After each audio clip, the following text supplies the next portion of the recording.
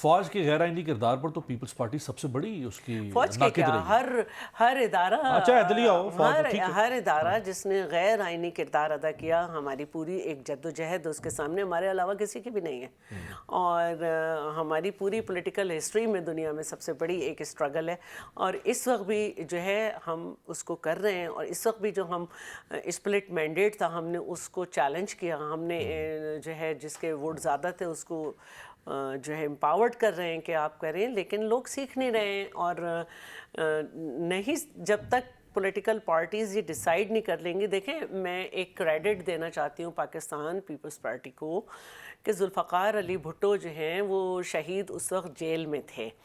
اور بیگم نصرت بھٹو کو انہوں نے پارٹی ہیڈ کر رہی تھی، یہ نہیں تھا کہ باجی علیمہ غلط کہہ رہی ہیں، یہ صحیح کہہ رہے ہیں، بیرسٹر گوہر غلط کہہ رہے ہیں، پنکی بی بھی صحیح کہہ رہی ہیں، اس طرح نہیں تھا۔ انہوں نے نہ صرف ماشاء اللہ کو چیلنج کیا تھا بلکہ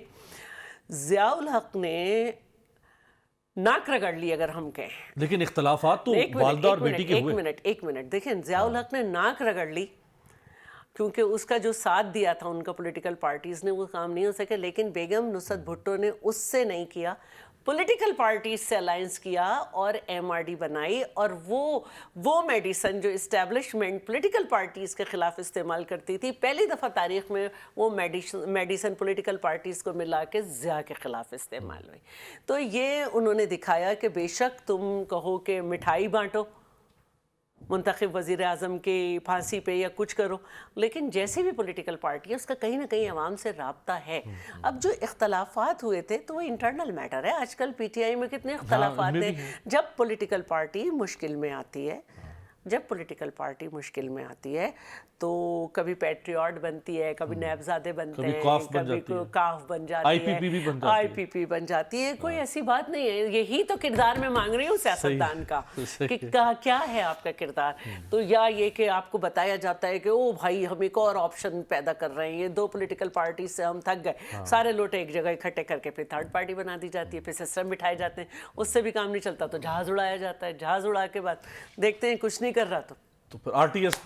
بھی بیٹھ جاتا ہے، اور آر ٹی ایس بھی بیٹھا اور سب ہوا۔ تو دیکھیں یہ پولیٹیکل پارٹیز ہی نے کرنا ہے جو کرنا ہے، اگر خدا نہ خواستہ یہ ڈائلاگ ناکام ہوتے ہیں پھر ڈائلاگ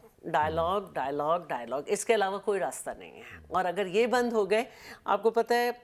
شہید ذوالفقار علی بھٹو کے ساتھ تمام پولیٹیکل پارٹیز کے مذاکرات ہو گئے تھے۔ اگر آپ کتاب پڑھیں کوثر نیازی صاحب کی، اور لائن کٹ گئی، اور ان کی بھی کتاب ہے مرحوم پروفیسر غفور کی بھی، انہوں نے بھی اس بات کو کافی دفعہ کہا ہے کہ پولیٹیکل پارٹیز میں ہو گیا تھا، نہ اس وقت اتنا موبائل فون تھا، نہ کچھ تھا، نہ کہ تھا، لیکن صبح کو ماشاء اللہ لگا دیا گیا تھا۔ تو اس کے علاوہ سب جانتے ہیں اس بات کو، سب مانتے ہیں کہ کوئی ہائی جیکنگ نہیں ہوئی تھی کہ پرویز مشرف کو جہازوں پر روک دیا گیا ہو، سب ایک پلان تھا، تو لیکن لگا۔ تو اب ہمیں یہ سمجھنا چاہیے کہ پولیٹیکل پارٹیز ہی کو حل نکالنا ہے۔ یہ آپ لوگ اپنی لیڈرشپ کو بھی تو سمجھایا کریں، ہماری لیڈرشپ کو پتہ ہے، جبھی تو ہم خاموش سب بیٹھے ہیں۔ سمجھایا کریں نا اپنی لیڈرشپ کو بھی۔ ہماری لیڈرشپ ہی کا فیصلہ ہے جو ہم یہ بات کر رہے ہیں، ہم نے یہ ان سے سیکھا ہے، میرے والدین نے مجھ سے یہ باتیں نہیں کی ہیں،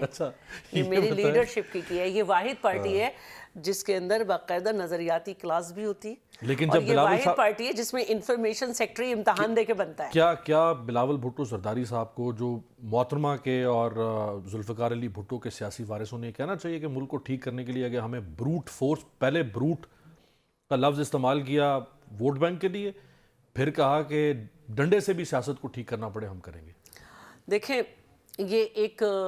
جلسے ہوتے ہیں، ان کی ایک زبان ہوتی ہے، ہیٹ آف دی مومنٹ اور ہوتی، لیکن اصل بات یہ ہے کہ سیاست میں رویہ بھی دکھانا پڑتا ہے، سیاست میں رویہ بھی دکھانا پڑتا ہے کہ آپ کو سم ٹائم اپنے آپ کو کبھی یا تو آپ جلا وطن کر لیتے ہیں، یا پھر یہ ہوتا ہے کہ آپ ملک میں رہتے ہوئے بھی ایک خاموش اور بیزاری کا اعلان کرتے ہیں، بیزاری کا اظہار کرتے ہیں، یا پھر آپ جو ہے وہ اسمبلی کے فلور پہ آ کے بات کرتے ہیں۔ تو یہ چیز بھی ایک ڈنڈے کے زمرے میں آتی ہے، زبان کا ڈنڈا اور اس کا، تو یہ ایک طریقہ کار ہوتا ہے کہ آپ ہے نا ایک آپ بتا دیتے ہیں کہ میں جھکنے والا نہیں ہوں، صحیح ہے، یا میں جو ہوں وہ غلط چیز پہ کمپرومائز نہیں کر سکتا۔ آخر میں یہ فرما دیں کہ آج اس وقت جس جگہ پہ پی ٹی آئی کھڑی ہے اس جگہ پہ ماضی میں پیپلز پارٹی بھی تھی، نون لیگ بھی تھی، تو آج جو پی ٹی آئی شکوہ کرتی ہے اس کا جواب میں یہ آتا ہے کہ جی آپ نے بھی تو کیا تھا، بالکل ٹھیک ہے. یہ غلط ہے. اچھا نہیں چلیں ہم اس کو ایک لمحے کے لیے مان لیتے ہیں کہ آپ نے کیا تھا، اب آپ کے ساتھ بھی ہو رہا ہے. جتنا تھا برابر کر لیتے تو بہت زیادہ نہیں کر دیا. میں یہ سمجھتی ہوں کہ پی ٹی آئی بہت خوش قسمت ہے. دیکھیے کیسز چل رہے ہیں، ہمارے تو کیس ہی نہیں چلتے تھے، اور جو کیسز جو ڈیسائیڈ ہو گیا تھا کہ یہ جھوٹے کیسز تھے اور یہ 10 سال کے بعد ان کی کوئی اہمیت بھی نہیں رہی ہے، پی ٹی آئی نے وہ بھی کھولے زرداری صاحب پہ، اور یہ کہہ کے کھولا یہ تو چودھری نثار نے بنائے تھا. چودھری نثار کا ٹھیک ہے بنائے تھے نا، بنے انہی کے دور میں بنے تھے نا، لیکن اس میں کچھ تھا نہیں. یہ ثابت ہو گیا تھا کہ یہ سیاسی کیسز بنے، لیکن پی ٹی آئی نے تو نہیں بنایا تھا، بنائے نہیں، لیکن ان کو کھول کے ان کا جواز بنا کے زرداری صاحب کو گرفتار کیا گیا، اور پروونس میں ان کا مقدمہ نہیں چلنے دیا نیب کا. پھر فریال صاحبہ پہ تو کوئی ہی نہیں تھا، بینک ٹو بینک 1 کروڑ روپے کی ٹرانزیکشن تھی. پھر خورشید شاہ، پھر سارا شرجیل، یہ سب. تو میں یہ کہتی ہوں کہ پی ٹی آئی بہت خوش قسمت ہے، اس کے کیسز چل رہے ہیں، اس کو عدالت سے انصاف بھی مل رہا ہے، اس کے اوپر یہ بات بھی ہو رہی ہے. آج یہ بات عدالت میں بحث ہو رہی ہے کہ آرمی کورٹ میں سویلین کا ٹرائل ہونا چاہیے نہیں، جبکہ پی ٹی آئی دور میں تقریباً 175 سے زیادہ لوگوں کا ٹرائل ہوا، 25 لوگوں کو سزا ہوئی. وہ تو عدالت بھی سوال کر رہی ہے کہ سویلینز کا ٹرائل ہو سکتا ہے، لیکن وہ کون سے سویلین، اے پی ایس والے سویلین یا سیاسی سویلین؟ آج جو ہے نا یہ بحث ہو رہی ہے نا، آج یہ بحث ہو رہی ہے. ہمیں تو 44.5 سال بعد ایک جملہ ملا کہ فیئر ٹرائل. تو میں یہ کہنا چاہتی ہوں کہ الحمدللہ بہتر ہے، اسمبلی کھلی ہوئی ہے، ان کے لوگ آتے ہیں، ہم باقاعدہ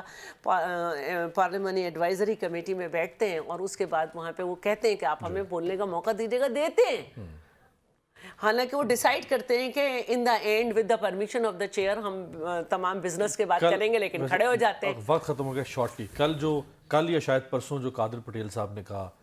جو لفظ عمران خان کے لیے جیب کترا اور پاؤڈری. اچھا یہ میں نے سنا ہے کہ